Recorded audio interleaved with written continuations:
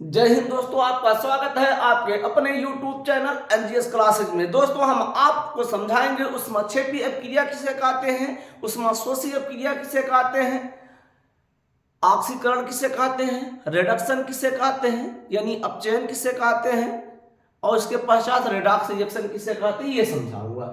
दोस्तों, ऊष्माक्षेपी अपक्रिया किसे कहते हैं यानी बात आई एक्सोथर्मिक रिएक्शन किसे कहते हैं, तो आप ये समझिएगा जहां पर उष्मा निर्मुक्त होती यानी वे रासायनिक अपक्रिया जिनमें उष्मा बाहर निकले, वे रासायनिक अपक्रिया जिनमें उष्मा बाहर निकले उसे हम क्या बोलेंगे, एक्सोथर्मिक यानी उष्मा क्षेपी अपक्रिया। जैसे आप कपड़ा धुलने वाला सोडा होता है, अगर आप ले लीजिएगा उसके बावजूद उसमें पानी डालिए, देखिएगा हीट होगा यानी उष्मा बाहर निकल रहा है, ठीक है। और यहीं पर उष्मा शोषी, शोषी का मतलब अंदर करना और शोषण करना, अपनी तरफ लेना, यानी वे रासायनिक अपक्रिया जो उष्मा अंदर, देखिए वे रासायनिक अपक्रिया जिनमें उष्मा का अवशोषण हो, मतलब अब्जार्व करे, अपनी तरफ खींचे शरीर, जैसे शरीर है अगर अंदर खींच रहा है यानी अवशोषण हो रहा है कि नहीं, अगर बाहर निकाल रहा है तो ये क्या होगा, उष्मा निर्मुक्त हो रहा है। जैसे शरीर से गर्मी बाहर निकले तो उष्मा निर्मुक्त हो रहा है, अगर अंदर ली तो जानिए अवशोषण हो रहा है। अगर ग्लूकोन डी लेते हैं आप, उष्मा शोषी का थोड़ा देख लीजिए, अगर ग्लूकोन डी में अगर आप पानी मिलेगा ठंडा लगेगा यानी शरीर आपका क्या है, अवशोषण कर रहा है किसका, तभी ना आपको ठंडा एहसास हो रहा है और इसमें बाहर निकल रहा है। तो दोस्तों, वे रासायनिक अपक्रिया जिसमें उष्मा निर्मुक्त होती है ऊष्माक्षेपी अपक्रिया कहलाती है, या उष्मा की मात्रा उत्पाद को प्लस चिन्ह के साथ दर्शाया जाता है। उष्मा की मात्रा, अब कितना उष्मा निकल रहा है, ठीक है, वो किसके साथ दर्शाया जाएगा, प्लस चिन्ह के साथ उत्पाद की ओर दर्शाया जाता है। देखिए जैसे कार्बन है, ऑक्सीजन गैस है, ये क्या बनाएगा, कार्बन डाइऑक्साइड, इसमें आपको भी समझ में आ रहा है संयोजन क्रिया हो रहा है और यहाँ पर 94 किलो कैलोरी मिलेगा। तो देखिए ये आपको उष्मा की मात्रा जितना निकल रहा है, कितना निकल रहा है, 94 किलो कैलोरी, तो ये प्लस चिन्ह के साथ दर्शाया जाता है।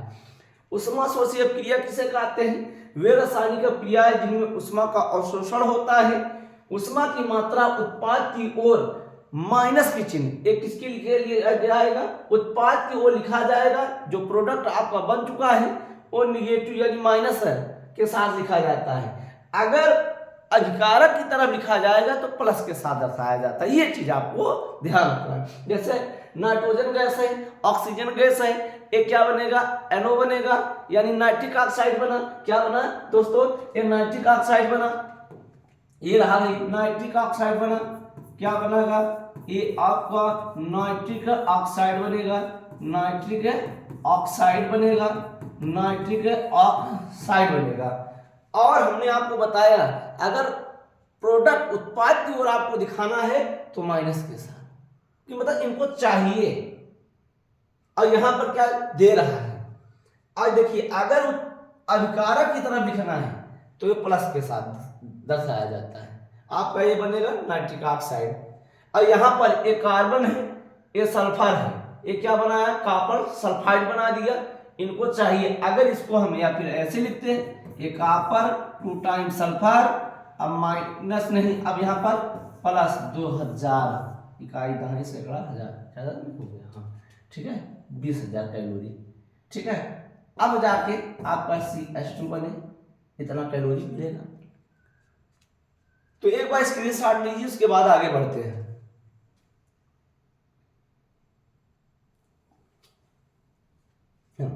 अब दोस्तों देखते हैं ऑक्सीकरण किसे कहते हैं, अपचयन किसे कहते हैं। इनमें कई तरीके से आपको पहचानना पड़ेगा कि ऑक्सीकरण किसे कहते हैं, यानी ऑक्सीडेशन, नाम ही लिखा ऑक्सीडेशन यानी ऑक्सीकरण, ऑक्सीजन का बढ़ना, ऑक्सीजन का बढ़ना या वृद्धि करना, हाइड्रोजन का निकलना, हाइड्रोजन का निकलना।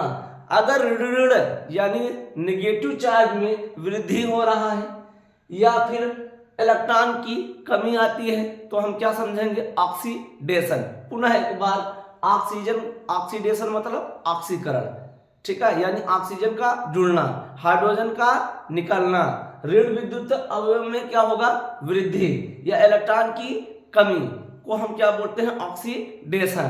तो एग्जांपल में, ठीक है, हमने यहाँ पर पहले समझा देते हैं। ऑक्सीकरण वह प्रक्रिया का ऑक्सीजन का जुड़ना।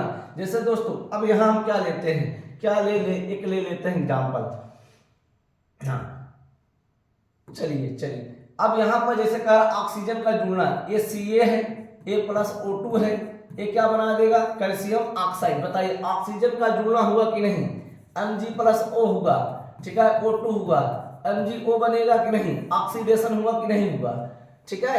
तो ये समीकरण थोड़ा संतुलित कर लिया जाए, वो तो आप जानते ही हो संतुलित करना, ये रहा, ठीक है।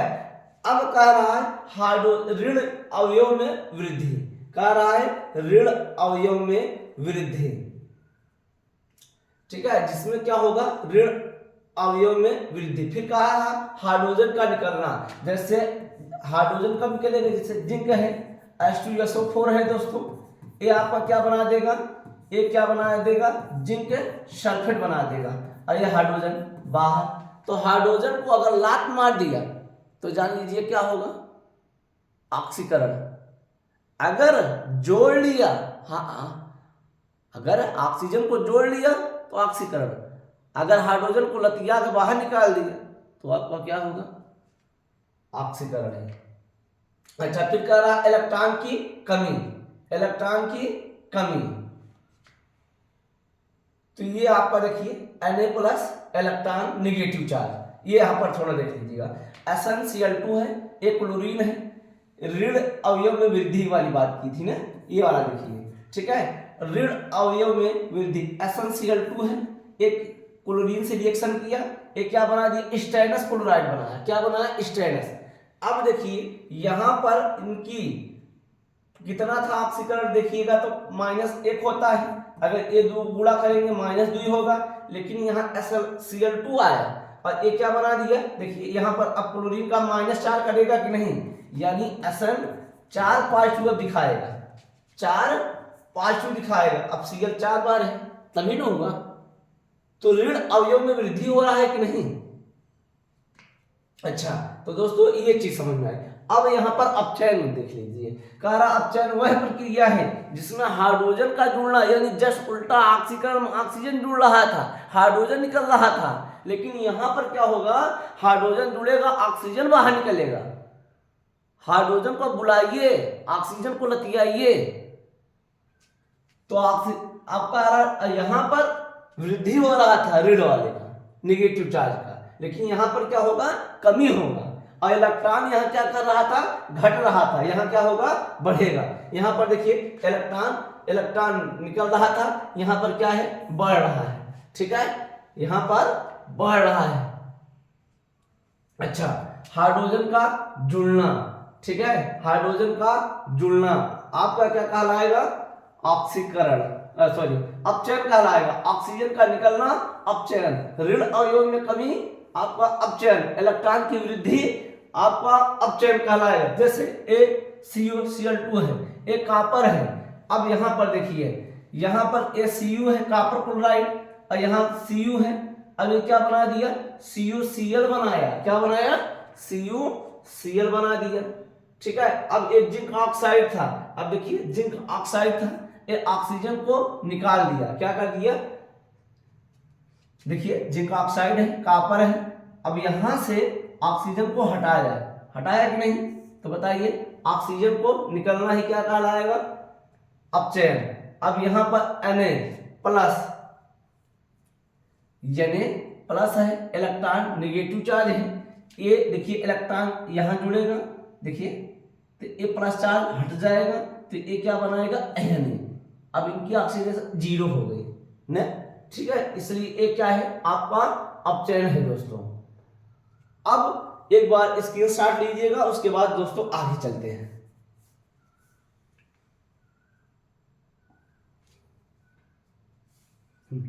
अब दोस्तों ऑक्सीकारक किसे कहते हैं, अपचायक किसे कहते हैं, यानी ऑक्सीडाइजिंग रेजेंट किसे कहते हैं। ऑक्सीकारक ये मतलब एक प्रकार का दलाल वाला जो काम होता है, एजेंट, ठीक है।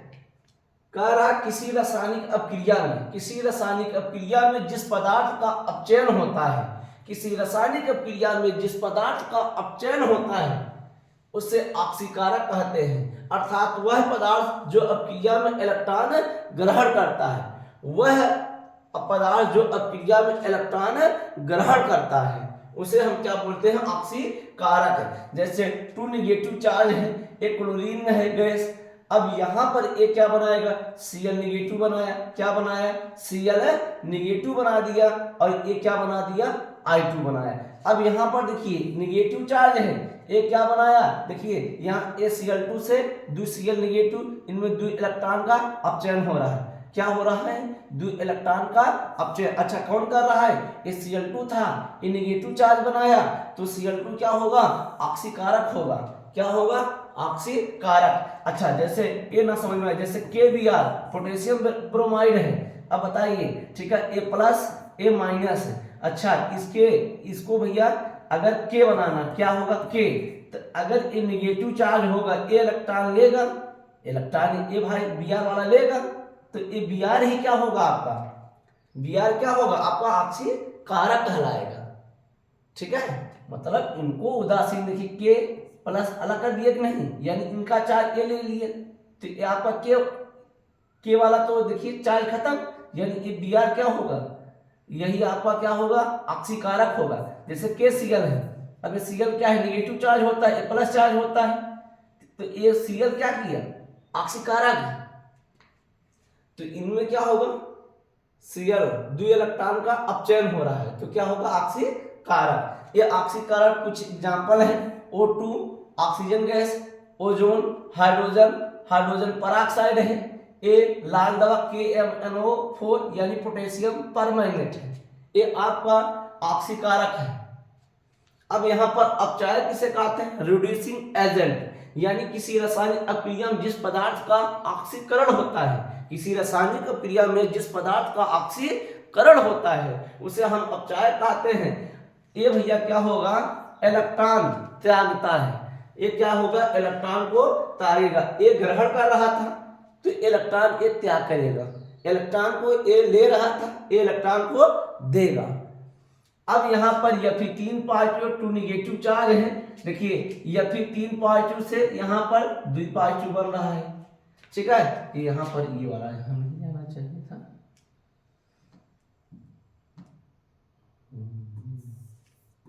देखिए अब यहाँ पर Fe3 पॉजिटिव था, ये Fe2 पॉजिटिव बनाया, I नेगेटिव चार्ज है, ये I2 बनाया। अब ये इलेक्ट्रॉन त्याग कर रहा है, ये नेगेटिव चार्ज था, इलेक्ट्रॉन को त्याग कर दिया और ये क्या बना दिया, I2 बना दिया। यहाँ देखिए 2 यानी नेगेटिव चार्ज था, ये उदासीन बन गया I2, तो यहाँ I क्या है आपका, अपचायक है, I क्या है आपका, अपचायक है। ठीक है, तो यहाँ पर hydrogen sulphur dioxide, carbon monoxide तथा कार्बन तथा हाइड्रोजन सल्फाइड आपका क्या है, प्रमुख अपचायक है, ये आपको ध्यान रखना है। तो दोस्तों एक बार स्क्रीनशॉट लीजिए, उसके बाद आगे हम चलते हैं।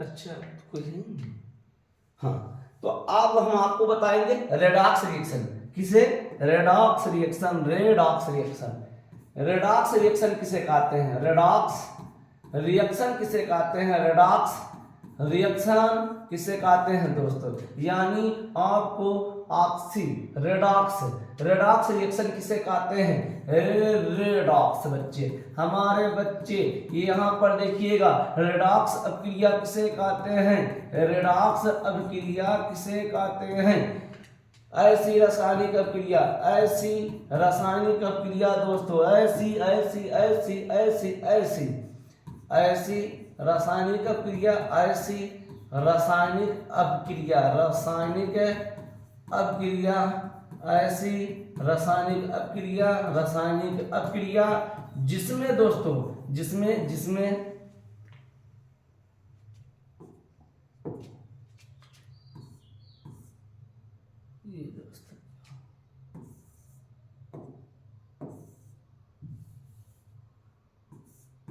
जिसमें ऑक्सीकरण तथा अपचयन दोनों हो, ऑक्सीकरण तथा अपचयन दोस्तों, अपचयन